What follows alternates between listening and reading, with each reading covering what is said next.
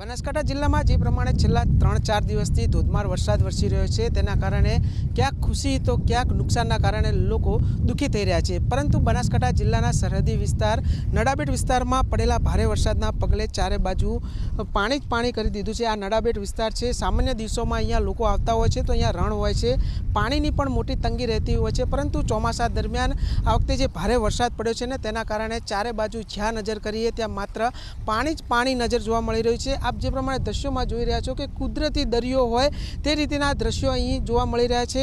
बीजी तरफ अहीं सहेलाणीओ पण आ जे दृश्यों सर्जाया छे दरिया जेवा तेने निहाळवा माटे अहीं दूर दूरथी आवी रह्या छे।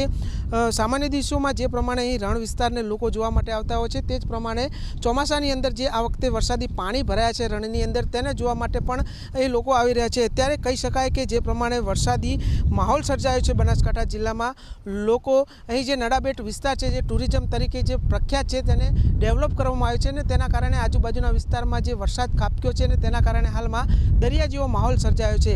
ત્યારે ચોક્કસથી કહી શકાય કે આ વખતે પણ જે રીતે સારો વરસાદ થયો છે તેના કારણે ખેડૂતો અને નડાબેટ વિસ્તારના લોકોમાં ખુશી જોવા મળી રહી છે।